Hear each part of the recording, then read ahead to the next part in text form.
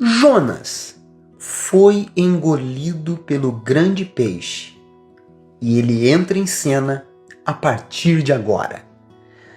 Quem escreveu o livro de Jonas? O que acontecia naquela época? Por que foi escrito? Por que ler esse livro e o que buscar nele? Venha comigo a partir de agora nesta jornada que surpreende o nosso entendimento. Devocional 2024, que vai com certeza, a cada vez que você aqui mergulha, trazer a você um entendimento e um crescimento espiritual. Hoje nós vamos falar um trechinho de 2 Reis 14, do 21 ao 25, porque aí é o momento em que Jonas entra em cena, e aí vamos para Jonas, capítulo 1 ao 4. Bom, o 2 Reis 14, 21 ao 25 diz assim: todo o povo de Judá tomou a Uzias, que era de 16 anos, e o constituiu rei em lugar de Amazias, seu pai. Ele edificou a Elate e a restituiu a Judá, depois que o rei descansou com seus pais. No 15º ano de Amazias, filho de Joás, rei de Judá, começou a reinar em Samaria Jeroboão, filho de Joás, rei de Israel, e reinou 41 anos. Esse Jeroboão é o Jeroboão II, tá? Fez o que era mal perante o Senhor, jamais se apartou de nenhum dos pecados de Jeroboão, o primeiro, filho de Nebate, que fez pecar a Israel. Restabeleceu ele os limites de Israel, desde a entrada de Ramate até ao mar da planície, segundo a palavra do Senhor, Deus de Israel, a qual falara por intermédio de seu servo Jonas, filho de Amitai, o profeta, o qual era de Gat-Hefer. Aqui entra Jonas em cena, mas nós vemos um detalhe importante no versículo 25, que existem pessoas que são tão insistentes e teimosas em permanecer no mau caminho, que, como Jeroboão II, que decidem viver desassociados de Deus completamente. Esse Jonas é o mesmo que foi engolido pelo grande peixe. Ele viveu antes ou durante o reinado de Jeroboão II, lá por 793 a 753 a.C. Agora vamos para o livro de Jonas? Eu quero trazer para você o seguinte. Primeiro, provavelmente foi Jonas quem escreveu uma autobiografia narrando em primeira mão o que lhe aconteceu. O que estava acontecendo naquela época? O Reino do Norte, Israel, tinha reconquistado a sua influência e foi restaurado por Jeroboão II. Mas a Síria, cuja capital era Nínive, estava querendo expandir-se de modo cada vez mais ameaçador. Os homens daquela cidade eram homens muito perversos. E por que foi escrito este livro? Para dizer, por meio de uma história, que Deus se preocupa até mesmo com os inimigos do seu povo. Como Deus é maravilhoso, né? O livro também mostra que Deus usou um profeta relutante como veículo de sua graça. Entenda por que você deve ler esse livro e o que você deve buscar nele. Se você já pensou que algumas pessoas não têm mais jeito, são tão más que não podem ser mudadas, prepare-se para o livro de Jonas, porque ele pode revolucionar esse modo seu de pensar. Pense, por exemplo, nos assassinos em série, estupradores, traficantes de drogas, terroristas. Não é o contrário a natureza desejar o castigo desses indivíduos, violentos e cheios de ódio? Isso faz parte da natureza humana, ter esse desejo. Esse livro, no entanto, mostra que Deus quer estender a sua graça e misericórdia àqueles que temos a tendência de desprezar ou considerar fora do alcance da redenção. A compaixão de Deus por todo o seu povo, seu desejo de arrependimento sincero, independente do que a pessoa tenha feito, é isso que você vai encontrar. Também procure ver até onde Deus se dispõe ir para nos chamar a atenção. Vamos então entrar nesse livro, que começa no capítulo 1 e vai até o capítulo 4?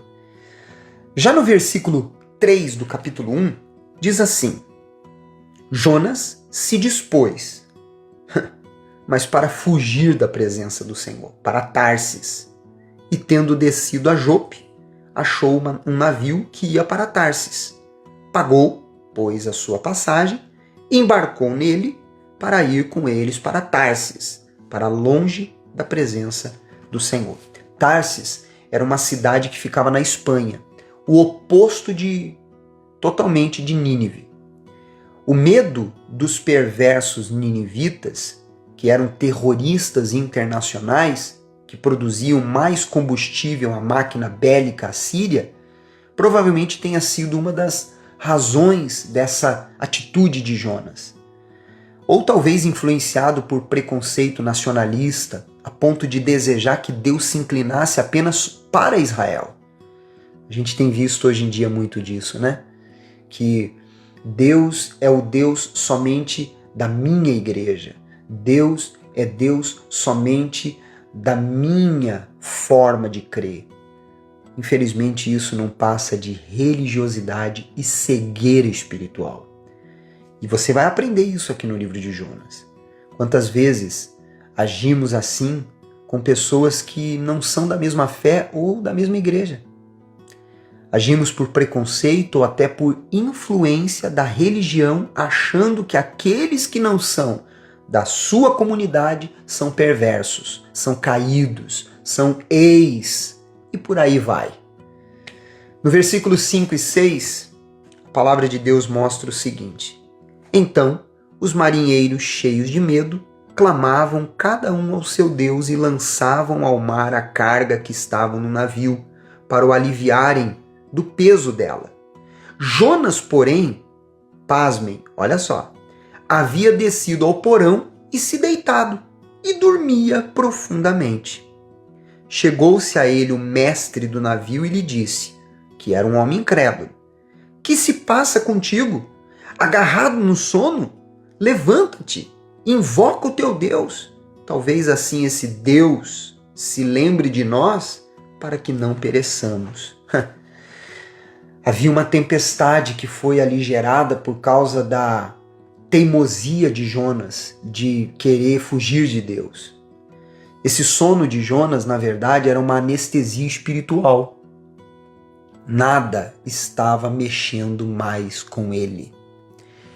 Se a voz de Deus já não foi o bastante para convencê-lo, quantas vezes Deus usa a sua palavra para falar conosco? Usa situações para nos despertar e até mesmo ele usa os incrédulos, como o homem do navio que falou com Jonas. Será que teremos que ir ao fundo do poço ou ao fundo do peixe para enxergarmos que estamos no caminho errado? Lá no versículo 10, a palavra de Deus diz: Então os homens ficaram possuídos de grande temor e lhe disseram: Que é isto que fizeste? Pois sabiam os homens que ele fugia da presença do Senhor, porque lhe haviam declarado. Naquele momento ele falou que ele era um judeu, que ele era servo de Deus e o que ele estava para fazer. A fuga de Jonas o fez o filho pródigo do Antigo Testamento. O filho pródigo é a história que está em Lucas, capítulo 15, versículo 11 ao 32.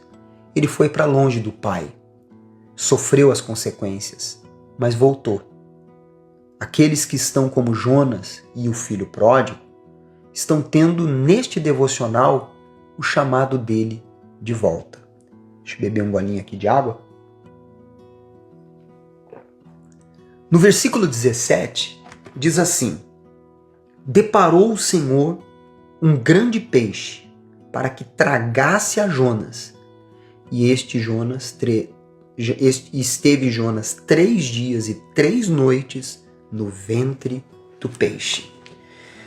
Deus usa situações incomuns para nos atrair e despertar de modo insólito a nossa atenção. Com isso, faz que a nossa atitude teimosa seja quebrantada. Muito profundo isso, né? Agora nós aprendemos no capítulo 2, do versículo 1 ao 10, em cada detalhe que a oração de Jonas foi feita, aprendizados para as nossas vidas. Por exemplo, versículo 2. E disse: na minha angústia clamei ao Senhor e ele me respondeu, do ventre do abismo gritei e tu me ouviste a voz. A angústia é a melhor oportunidade para nos derramar perante Deus. Versículo 3. Pois me lançaste no profundo, no coração dos mares, e a corrente das águas me cercou. Todas as tuas ondas e as tuas vagas passaram por cima de mim. Ali, nesse momento, vemos que a teimosia nos leva ao fundo do poço. Versículo 4. Então eu disse: cansado estou de diante dos teus olhos. Tornarei porventura a ver o teu santo templo? Veja, as dúvidas pairam sobre aqueles que estão longe dos seus caminhos. Versículo 5. As águas me cercaram até a alma, o abismo me rodeou e as algas se enrolaram na minha cabeça. Alma oprimida, mente, cabeça totalmente envolvida em um emaranhado de situações e pensamentos que causam cada vez mais conflitos. No versículo 6, desci até os fundamentos dos montes, desci a terra, cujos ferrolhos se correram sobre mim, para sempre. Contudo fizeste subir da sepultura a minha vida, ó Senhor meu Deus. Deus nos livra da morte e nossa alma do inferno. Versículo 7. Quando dentro de mim desfalecia a minha alma, eu me lembrei do Senhor. E subiu a ti a minha oração no teu santo templo. Como o filho pródigo, né? Que lembrou do pai. Quando em meio à aflição nos lembramos de Deus, é Ele nos buscando para nos salvar. Versículo 8. O que se entregam à idolatria vã, abandonam aquele que lhes é misericordioso. A idolatria é a prostituição espiritual. Deus vê a idolatria como uma traição a Ele, que era o que o povo de Nínive vivia. Mas com a voz do agradecimento, versículo 9, eu te oferecerei sacrifício. O que votei pagarei. Ao Senhor pertence a salvação.